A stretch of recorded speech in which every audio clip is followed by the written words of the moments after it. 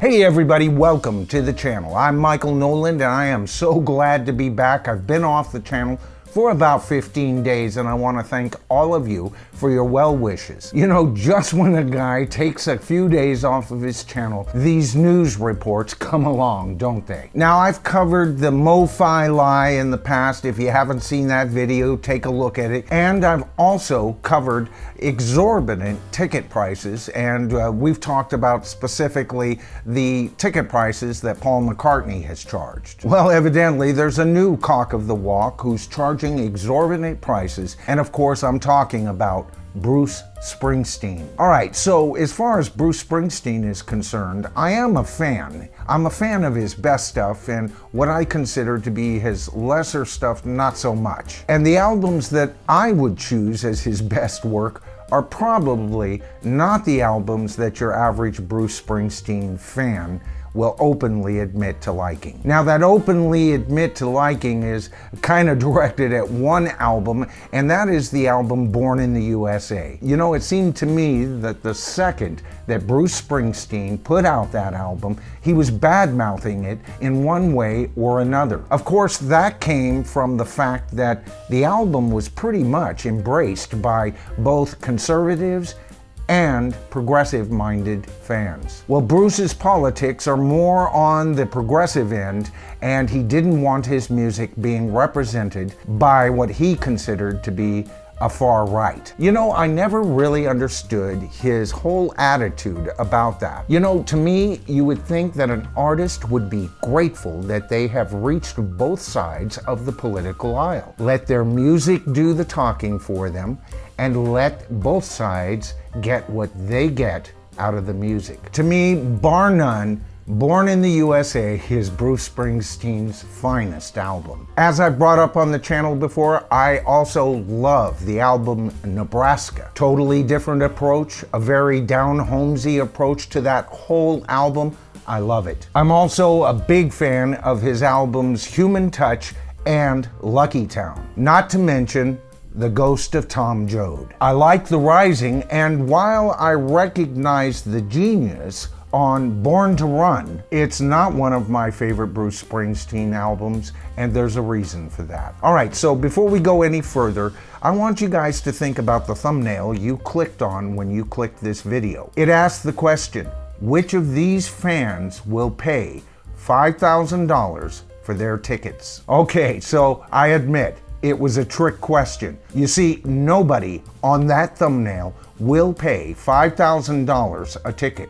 None of them will even have to pay $1,000 a ticket. Because you see that upper ring of fans up there, those are the fans that have paid $250 for nosebleed tickets. You kind of gotta wonder, do those tickets come with a complimentary oxygen mask? Now in this lower ring, you're gonna wind up paying about $500 a ticket. Now just imagine, that's about as much as you can afford. Maybe a few of you can even actually afford those $500 tickets. Who's in front of you after spending $500 to see the boss? Well, evidently it's those who can afford $1,000 to $5,000 for a ticket.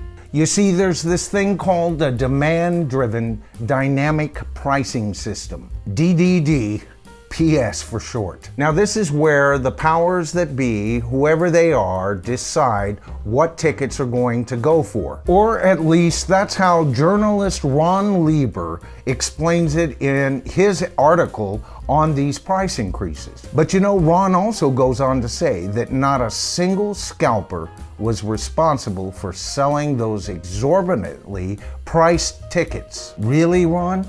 Well, what is a scalper? You see, back in the day, scalpers were people who bought ticket at face value and then would hang out at the gates hoping that a sold-out show would bring up the demand for those tickets and he could sell it for twice, 3, 4 times more than he actually paid for it. It got so bad at one point that people were buying up large groups of seats only to sell them at more exorbitant prices later on at the gate. Now, early attempts by companies like Ticketmaster to stop this whole process were things like only so many tickets could be sold per person who showed up at the window. But over the years, the prices have increased and it sure seems like ticket scalping to me. But who is responsible for this?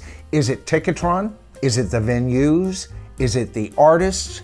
Is it the artists' representation? But you know, that's an excellent question, and we're going to be looking at that tonight. Now, admittedly, I was very slow to get into Bruce Springsteen's music. I was 20 years old on the week when Newsweek and Time magazine both featured Bruce Springsteen on their cover. Now, something that hasn't really been talked about a whole lot lately, my memory of those times is there was a lot of criticism to Bruce Springsteen's team on how they got both of those magazines to cover him in the same week. You know, Bruce Springsteen is known as the working man's rocker. And guess what?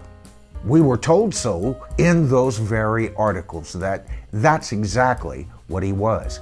But you know, to me, it all seemed so pre-planned.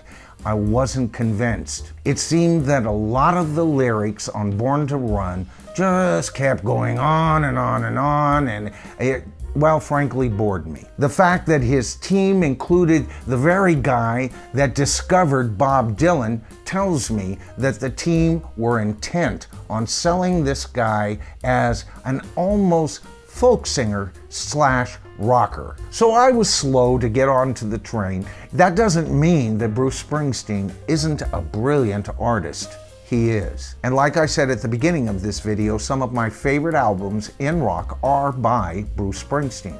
All right, so according to this article, Ticketmaster does do an adjustment of ticket prices, but they say that this is based on the decision by the band or artist. When Ron looked into it further, he found out that those prices were kind of pre-established by both the venues and the artist's team. It's then that it goes into the Ticketmaster system that looks a whole lot like scalping to me. Now, Ron in his article is a bit vague as far as what venues are demanding of artists and what they expect to make per concert. But he does quote Bruce and his band members and his team as saying that we've looked at the market and that other artists at Bruce's level are asking for the same prices. There you go. That's the boss for you. Ask him a direct question, and what do you get? You get, well, everybody else is doing it. What is that I smell?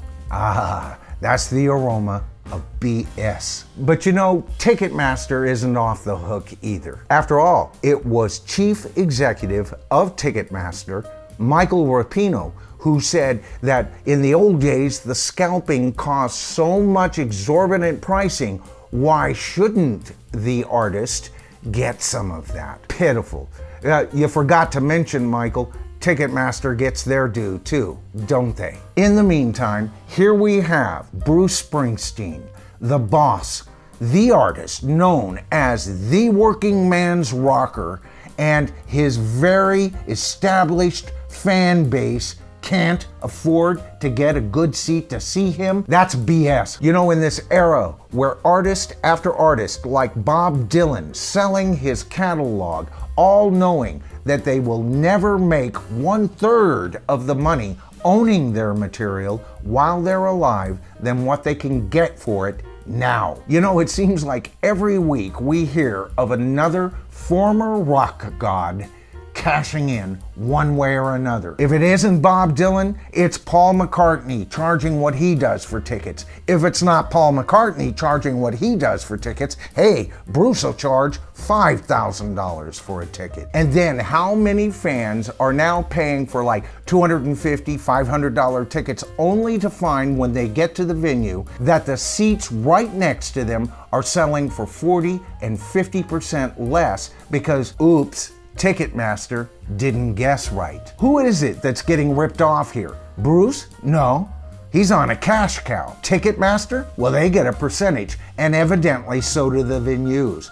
Only your average rock fan, your blue-collar rock fan, will find it difficult to finally see their hero live. And when they do see them, it's often up in the bleachers, and if they saved up real good, the ring around the floor. You know, Bruce Springsteen and the E Street Band. What can I say? It seems like the address on E Street has moved uptown a bit, hasn't it? All right, now that I'm back in the swing of things, there are a ton of videos that I'm working on. As promised, my continued series on Led Zeppelin Decoded, as well as more videos coming up on my new series, The Beatles Unlocked. I have a couple of collaborations coming up, as well as a special video on whether CDs actually sound better than LPs. All right, so that's the video for tonight. I want to thank all of you for watching. If you got anything out of this video, please give us a thumbs up. That helps the YouTube algorithm better identify the channel, and that evidently helps the channel grow, and the channel has been growing. I want to thank everybody who has shared my videos. That's part of the reason that this channel has grown so quickly in such a short period of time. The names you see in front of me are brand new subscribers. I always like to give a shout out at the end of my videos. And by the way, the channel has grown so fast, it will be a while before you see your name, but it will come. I am keeping track. So, what do you guys think? Are we paying too freaking much to go see live music? If so, what the hell can we do about it? All right, other big changes coming to the channel very soon. If you haven't subscribed to the channel yet, now would be a good time. All you have to do is hit that subscribe to the tribe button, hit that top bell notification, and you'll be notified of all my future videos the moment that they come out. All right, so that about does it for tonight, folks. I'm Michael Nolan. This is The Bottom Line, and I'll see you in my next video.